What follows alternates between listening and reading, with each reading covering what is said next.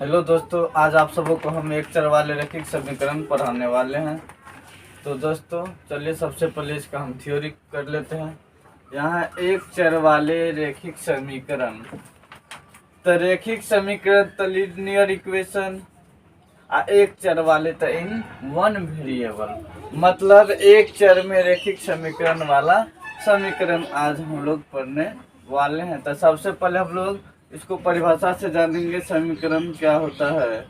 इसको लिखिए, समीकरण को हम लोग कहते हैं इक्वेशन। क्या कहते हैं? इक्वेशन। इसको लिखेंगे, यदि दो बीजीय व्यंजक यदि दो बीजीय व्यंजक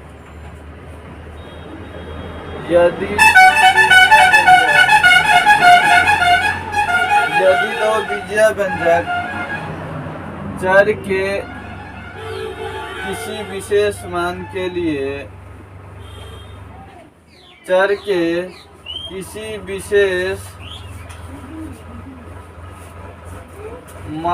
के लिए बराबर हो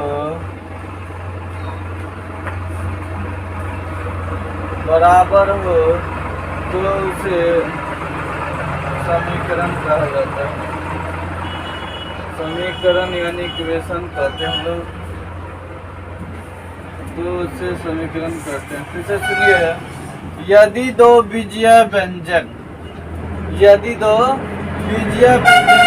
चर के किसी विशेष मान के लिए क्या हो बराबर हो तो उसे समीकरण कहते हैं। सबसे पहले हम लोग जानेंगे क्या चर क्या होता है, कि जिसका मान हमेशा बदलते रहता है वो चर होता है, और अचर होता है जिसका मान हमेशा नहीं, यानी अचर होता है, कांस्टेंट होता है। और बीजीय व्यंजक क्या होता है, हम जैसे आपको बताए हैं, चर जो होता है कि जिसका मान बदलता है, यानी वेरिएबल हो, जिसका मान वेरिएबल हो यानी बदलता हो। अचर होता है जिसका मान अस्थिर होता है, जिसका मान अस्थिर होता है तो अचर होता है। और बीजीय व्यंजक क्या होता है, सब बताएंगे। बीजीय व्यंजक क्या है? बीजीय व्यंजक होता है चर और अचर। तो चर और अचर जब मेरा योग व्यवकलन, गुणन और भाग से जुड़ा रहता है, तो जोड़ घटा गुना भाग जो भी रहेगा इससे सम्मिलित रूप रहेगा। जब दिया गया चर और अचर के सम्मिलित रूप जो होता है हमारा, वो क्या होता है? बीजीय व्यंजक होता है। वो क्या होता है? बीजीय व्यंजक होता है। देखिए, चर जैसे हो गया लेटर का जितना भी होता है, जैसे X Y Z A B C कुछ भी हो गया, तो ये क्या हो गया? चर। अचर होता है जितना भी मेरा नंबर है, 1 2 3 4 ये संख्या, तो ये क्या होता है? अचर होता है। जब चर और अचर का सम्मिलित रूप जो होता है, चाहे वो प्लस से हो या माइनस से हो या गुना से हो या भागा से हो, इन सभी चिन्हों से यदि जुड़ा रहेगा तो वो मेरा क्या होगा? अलजेब्रिक एक्सप्रेशन होगा, बीजीय व्यंजक होगा। ठीक है। उसके बाद हम लोग पढ़ने वाले हैं इसी में, सबसे पहले इसको नोट कर लीजिएगा। अब लिखेंगे हम लोग एक चर वाला रैखिक समीकरण। एक चर वाला रैखिक समीकरण का व्यापक या सामान्य रूप होता है। सामान्य रूप क्या होता है? ax + b = 0। देखिए, a 0 के इक्वल नहीं होना चाहिए, कंडीशन है ax + b = 0। तो एक चर वाला रैखिक समीकरण का केवल एक ही हल होगा, तो उसको लिखेंगे,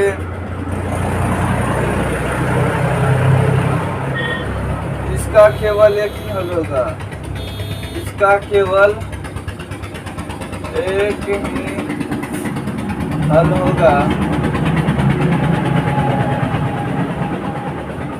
इसको उतार लीजिए।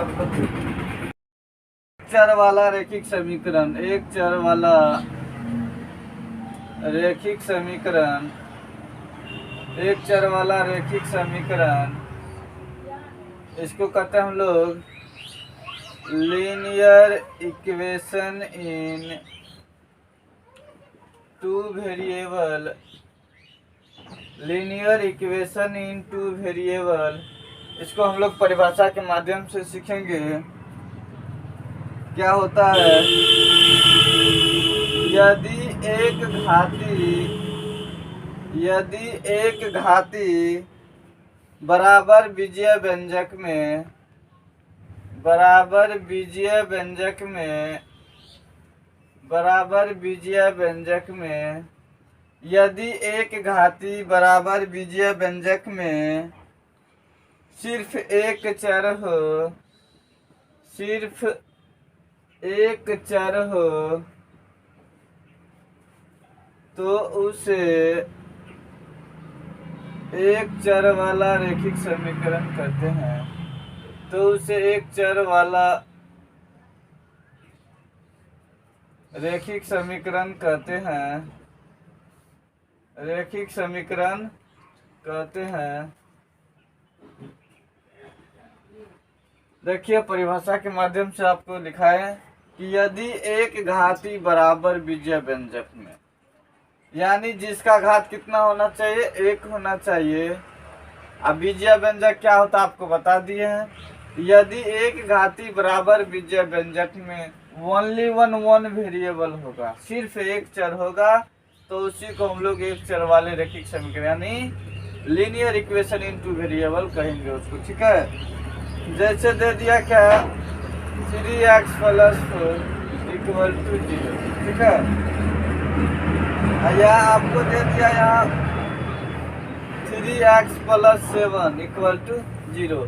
तो ये क्या हो, इसमें कितना घात है, एक घात है।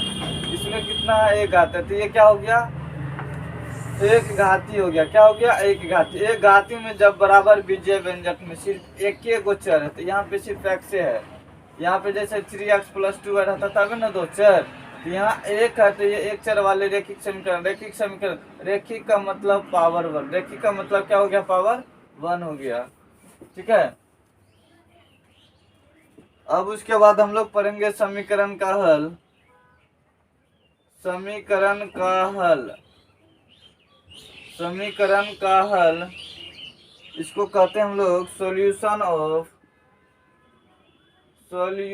Of an equation, solution of an equation, solution of an equation। लिखिए, चर का वह मान, चर का वह मान, चर का वह मान, चर का वह मान जो दिए गए समीकरण को, जो दिए गए समीकरण को संतुष्ट करता हो, संतुष्ट करता हो, समीकरण का हल कहलाता है। समीकरण का हल कहलाता है।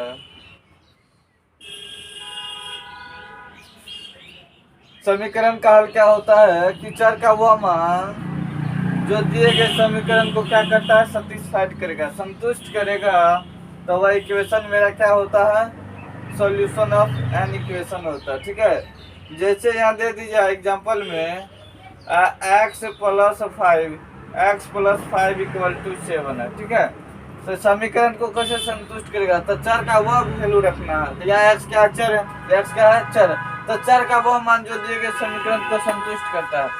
यदि x के जगह पे हम 2 रखेंगे तो 2 + 5 कितना हो गया, 4। इधर भी 7, इधर भी 7, और दोनों समीकरण संतुष्ट हो रहा है ना, तो समीकरण का हल हो जाएगा। इसको यहाँ तक करेंगे। हम लोग सबसे पहले पढ़ेंगे LHS और RHS। ठीक है, ये बराबर होता है पक्षांतरण, बताएंगे सब परिभाषा।